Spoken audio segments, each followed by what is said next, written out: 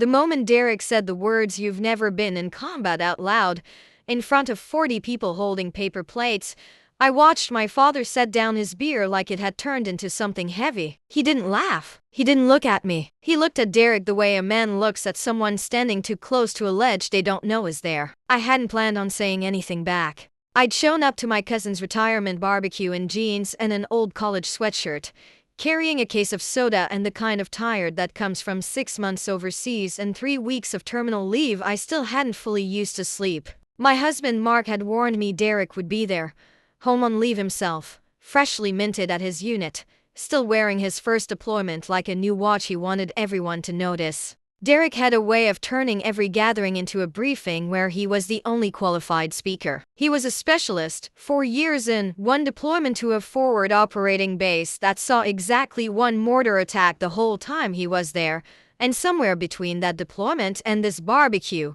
one mortar attack had become, in his telling, a war he'd personally fought and nearly lost. I never corrected him, not because I couldn't, but because 14 years in uniform teaches you that most people don't actually want the truth, they want the story that lets them keep their place in the room. I let him have his place. I stood near the cooler in my sweatshirt looking like exactly what he assumed I was. Some officer's wife, some cousin who'd joined for the college money and ended up doing something forgettable with logistics. That was the story people built around me without asking. And for years, it cost me nothing to let it stand. My own service record wasn't something I discussed at cookouts. Most of what I'd done didn't belong to me to tell. Not really. It belonged to the men in my unit, to the villages we'd moved through at night, to files stamped with classifications my own father wasn't cleared to ask about. So when people asked what I did, I told them the truthful, unsatisfying answer. Intelligence support, some liaison work. Nothing worth a story. It was true. It just wasn't the whole shape of it. The barbecue rolled along the way these things always do, my uncle manning the grill like it was a command post, my aunt refilling drinks before anyone finished them, Derek working the yard the way he worked every room, drink in one hand, story in the other. Tonight's material was a patrol he'd walked 18 months ago, and he told it well. I'll give him that. The heat, the tension, the radio call that came in garbled right when it mattered most. People leaned in. Mark's hand found mine under the picnic table. The small, quiet squeeze he always gave me when his cousin got going, like he could absorb some of the weight for me so I wouldn't have to carry it alone. Then Derek's eyes drifted my way, sitting quiet on the porch steps near my father's old friend, a lean gray-haired man with a folding chair and the stillness of someone who'd learned a long time ago not to move unless it mattered. Derek smirked the way he always did right before he said something he thought was clever, and I felt the air change before he even opened his mouth. "You were where again? Some desk in Bagram?" He let it hang there just long enough to land. "Must be nice. I mean, no offense, but you've never been in combat. Not real combat. Not like some of us have." The yard went quiet in that easy way a crowd goes quiet when someone says something everyone half believes and nobody wants to challenge. A couple of the younger cousins laughed, the loose complicit laugh people give the loudest voice at the party. Mark's jaw tightened but he said nothing, because we both knew saying something never worked. Not with Derek. Not in front of an audience he'd built for exactly this moment. I didn't rise to it. I never did. I reached for my soda and gave him the same closed, patient look I'd given 100 people in 100 rooms just like this one. That's when the gray-haired man on the folding chair lifted his eyes. He'd been quiet the entire evening, the kind of quiet that isn't absence but attention, the kind you only notice once it moves. I'd assumed he was simply an old friend of my father's, along for the food and the shade. He set his paper plate down on his knee. He looked at me, really looked, the way you look at someone when a memory is trying to surface and match itself to a face. And then he asked a question that made the back of my neck go cold. A question nobody at that barbecue had any business asking. "What's your call sign, Sergeant Major?" Nobody at that table understood why the question mattered. Nobody except me. Something in my chest went still. Not fear exactly. More like the strange vertigo of two lives that were never supposed to touch suddenly standing in the same backyard. I felt Mark go rigid beside me. I felt Derek's smirk hover there, waiting for whatever punchline he assumed was coming his way. I gave the old man one word.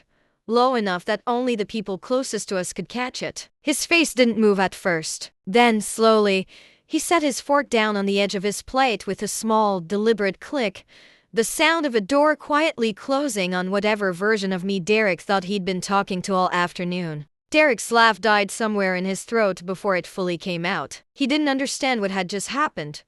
Why the temperature of the yard had shifted.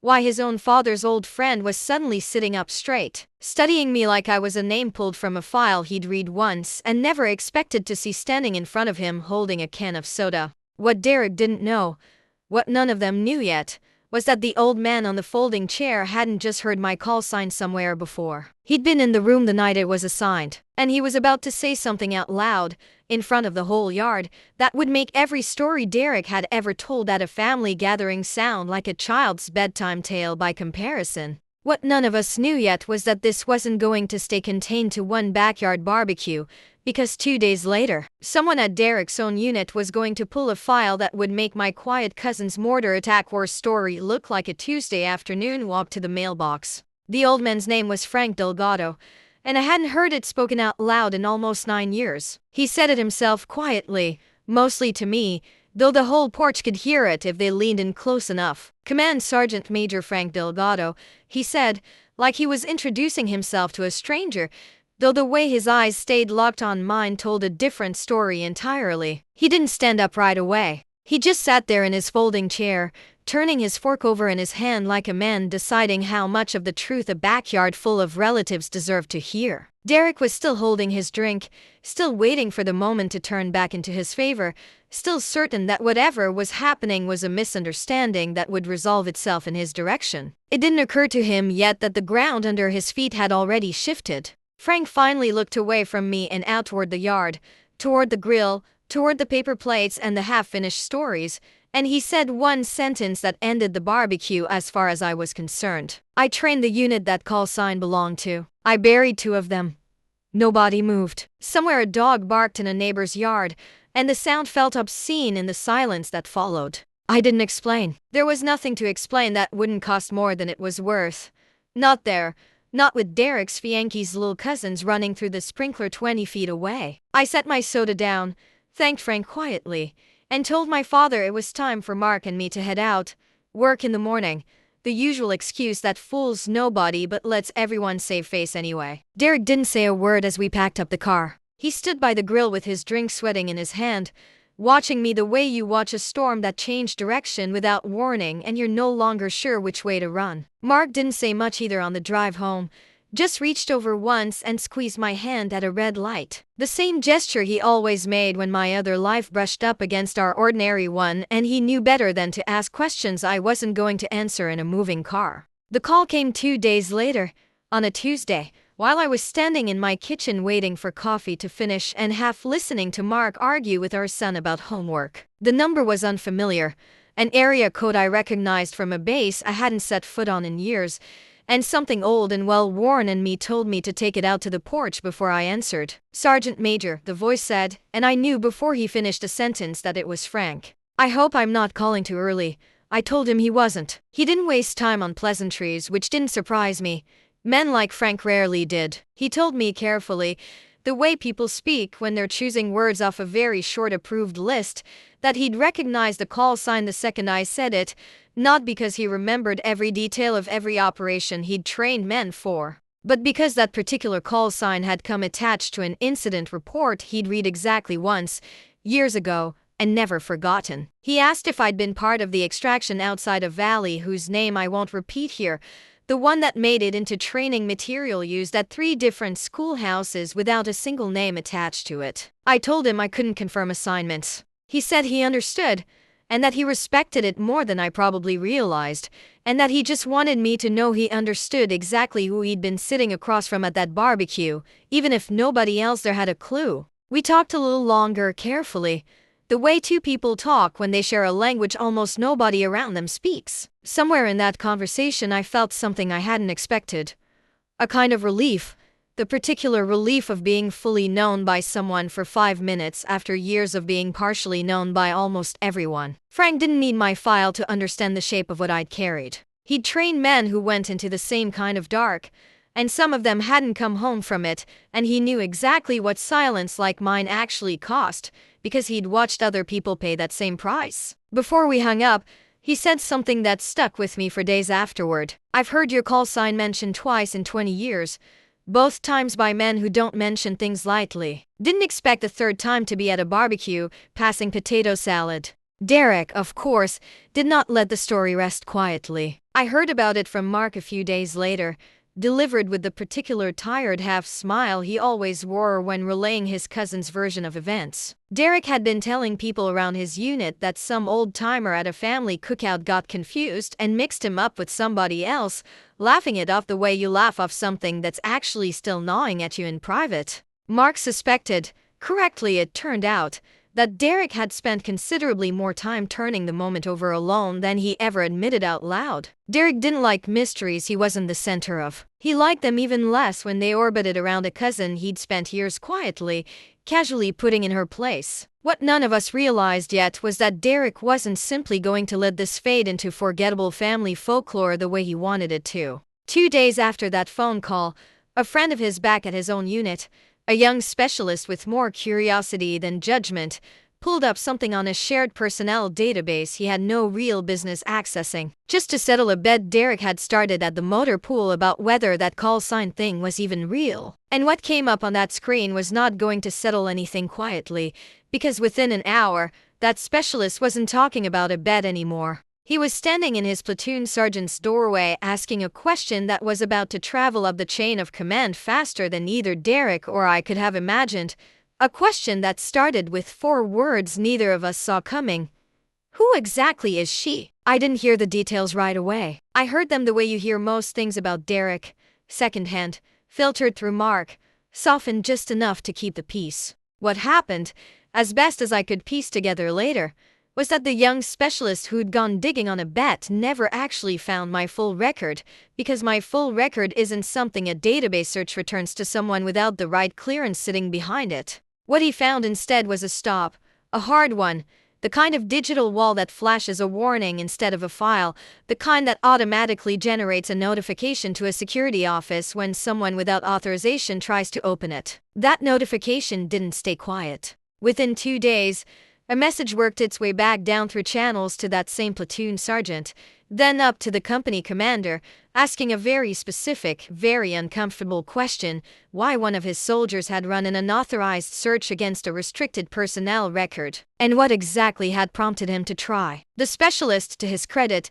told the truth. He said a fellow soldier, Derek, had been talking about a family cookout, a call sign, an old command sergeant major who'd gone quiet and strange over a can of soda, and he just wanted to see if there was anything to it. That was the moment the story stopped being family gossip and started being something else entirely. Word came back to Derek not as a joke this time, but as a summons, a quiet conversation with his first sergeant that Mark told me about with none of his usual half-smile. Derek wasn't in trouble exactly. The specialist had taken the real heat for the unauthorized search, but Derek had been the one who started the questions, the one whose name kept surfacing every time someone asked why any of this mattered enough to chase. His first sergeant, a career soldier who didn't waste words, told him plainly that whatever record he'd stumbled toward the edge of sat several classification levels above anything either of them was ever going to see, and that continuing to poke at it was a good way to draw exactly the kind of attention that ends careers instead of building them. Derek came home from that conversation different. Mark said, quieter, the kind of quiet that wasn't like him at all. For the first time since I'd known him, Derek didn't have a story to tell about it. He just had questions he wasn't allowed to ask. I wasn't angry when I heard it. If anything, I understood Derek better in that moment than I ever had before. He'd spent his whole adult life building his worth around being the one who did something hard, the one who wore the uniform while people around him lived softer lives, and somewhere in that scoreboard he kept in his head, I'd always occupied a small, easy, dismissible square. A quiet cousin, harmless, easy to be better than. Frank's question at the barbecue had knocked me clean off that square, and not knowing where I actually belonged on it was, for a man like Derek, worse than losing outright. He needed to measure himself against something, and for the first time in years, he couldn't find the ruler. 2 weeks later, Derek's unit held a formal dining-in. The kind of stiff, traditional dinner with dress uniforms and a head table and a guest list stretched wider than usual because Derek, of all people, had specifically requested it. Mark told me later that Derek had personally made sure our names were on that list, had gone out of his way to mention it twice at a family dinner, had said, almost casually, that it would mean a lot to him if we came. I understood exactly why the moment I saw the room. The long tables, the officers and senior enlisted scattered among the junior soldiers, the particular kind of formal setting where careers get quietly measured against each other over dessert. Derek wanted an audience for whatever he was planning to do, and he'd built himself a good one. I had no objection to giving him one back. We arrived in our own dress uniforms, mine plain compared to the chest full of ribbons some of the senior officers wore, and I felt the familiar weight of a room like this settle over me, the same weight I'd carried into 100 formal dinners before, in 100 different places, though never quite with this particular shape to it. Derek found us within minutes, working the room the way he always did, handshake here, laugh there, careful to make sure the right people saw him talking to the other right people. It didn't take him long to find his moment. He steered a small cluster of junior soldiers toward us with the easy confidence of a man about to deliver a punchline he'd been rehearsing for 2 weeks. "This is my cousin," he said, resting a hand briefly on my shoulder like I was something he was presenting rather than someone standing beside him. "She was in for a while too. Admin stuff, I think. Nothing like what we do." He said it lightly, almost kindly. The way you describe someone's hobby rather than someone's career, and the young soldiers nodded politely. No reason to doubt a word of it, no particular interest in questioning it further. I let it sit. There was no version of that room where correcting him would have served any purpose beyond my own satisfaction, and satisfaction had never been the reason I did any of it. Derek glanced my way once, checking for a reaction he didn't find, and something like relief flickered across his face, like my silence was proof his story had finally won. He believed, I think, that whatever happened at that barbecue had been an old man's confusion after all, a strange coincidence that time had quietly buried. He had no idea that the guest of honor walking through the door at that exact moment, a full colonel with silver hair and a chest of ribbons that told its own quiet, unmistakable story, had spent 3 years commanding a joint task force whose after-action reports still carried. Buried deep in a classification most of that room would never be cleared to open, a single recurring name that wasn't mine, but was close enough, a call sign that Colonel had heard exactly twice in his career and never once forgotten. And as that Colonel's eyes swept the room the way commanders always do when they walk into one, cataloging faces, cataloging rank, they stopped, not on the company commander waiting near the stage with an outstretched hand, not on the senior officers gathered by the podium, but on me, standing quietly in a corner in a uniform Derek had just described as nothing. What was he about to say out loud, in front of every soldier Derek had spent 2 weeks assembling to watch him win? The colonel's hand was already extended before he reached me, cutting a clean line through the room like the rest of it had simply stopped existing. I felt the eyes of the whole cluster of junior soldiers swing toward us like a compass finding north, Derek still mid-sentence, his voice trailing off into nothing. "Sergeant Major," the colonel said, and the room went still in that particular way rooms go still when rank speaks and everyone else instinctively lowers their volume to match it. I took his hand and felt the grip of a man who'd shared far more with the version of me he remembered than a few minutes at a dining in. "I heard you'd gotten out," he said. "Didn't expect to run into you here of all places, and definitely didn't expect to hear someone call what you did admin work." His eyes flicked briefly to Derek, then back to me, and something in his expression told me he understood more about the moment than anyone had bothered to explain to him. He didn't linger the way senior officers rarely can, always pulled toward the next handshake, the next obligation. But before he moved on, he turned back one more time, his voice pitched just low enough to feel private and just loud enough for every soldier still watching to catch every word. "I served under officers who never wore the uniform in public and never talked about what they carried. You were one of the best of them. This country doesn't know your name, Sergeant Major, but some of us never forgot it. And we never will." Then he was gone, swallowed back into the current of the room, leaving behind a silence heavier than anything Derek's dining in had planned for. Derek stood frozen with his glass forgotten halfway to his mouth, staring at the space where the Colonel had been, then at me, then back again, like a man trying to reconcile two versions of a story that could no longer both be true. The junior soldiers who'd nodded politely at admin stuff a minute earlier were now looking at me with a completely different kind of attention, the kind that isn't polite at all, just quiet, unguarded curiosity. One of them leaned toward another and whispered something I didn't need to hear to understand. The days after the dining in had a strange texture to them. Derek didn't call. He didn't bring it up at the next family dinner either, though I caught him watching me across the table more than once, doing math in his head he clearly didn't like the answer to. Mark noticed it too, mentioned that his cousin had gone quiet in a way that wasn't like him at all. Derek, who normally filled every silence in a room with a story, suddenly choosing his words like a man picking his way across thin ice. It didn't last though. Derek wasn't built for uncertainty.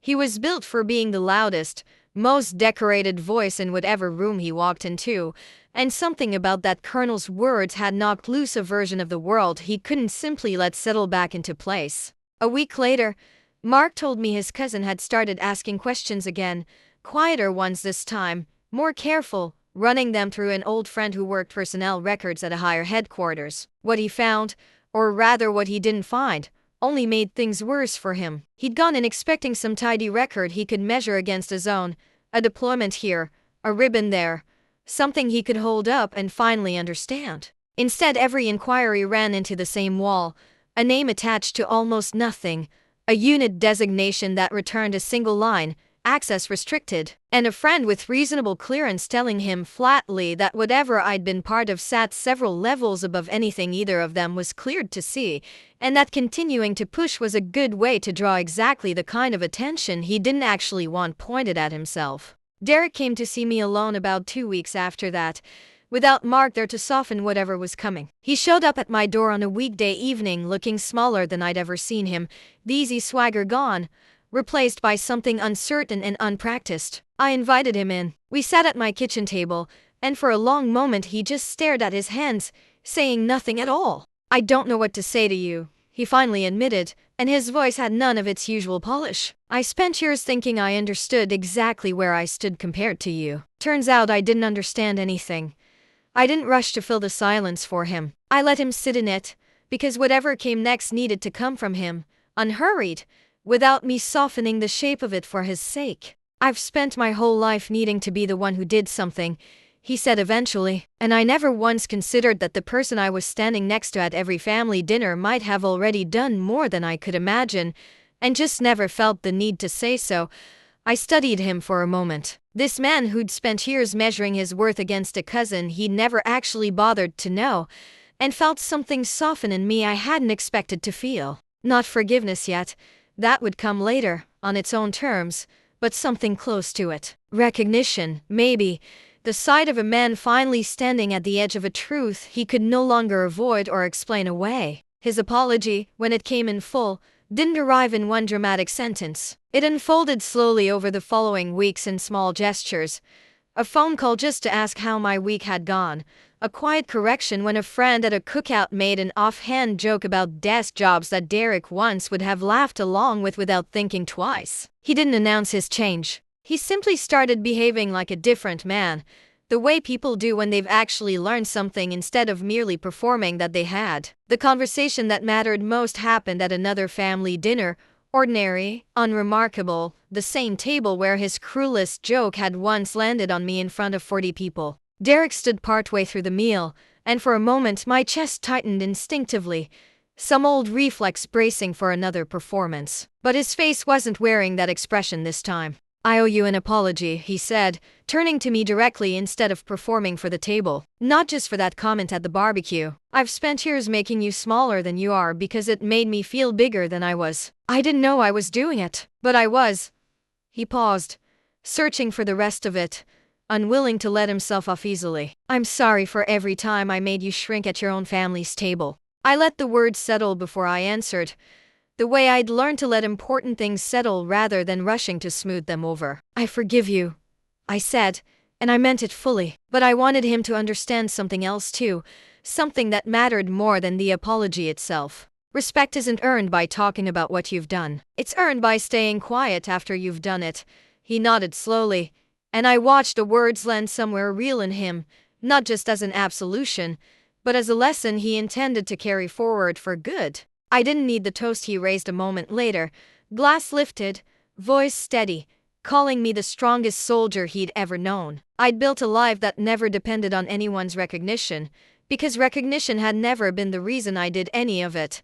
Not the missions, not the medals gathering dust in a drawer nobody else was cleared to open, not even the call sign that had, for one strange season, upended an entire family's assumptions about who I actually was. I'd done the work because it needed doing, and I'd carried the silence because it was the price of doing it honorably. But I won't pretend that toast meant nothing. There's a particular quiet grace in finally being understood by the people who share your table, even when you never once asked them to. Nobody at that dinner asked me what my call sign had really meant, or what that valley had cost, or how many nights I'd carried the weight of it alone. They didn't need to anymore. They'd learned, the way families sometimes have to learn the hard way, that some of the strongest people you'll ever sit across from are the ones who never once needed you to know it. If this story stayed with you, tell me in the comments where it found you tonight, and which part hit hardest. Stories like this one are a reminder that real strength almost never announces itself, and the quiet people at your own table might be carrying more than you'll ever know. If you want more stories like this one, go ahead and subscribe because there's always another one waiting.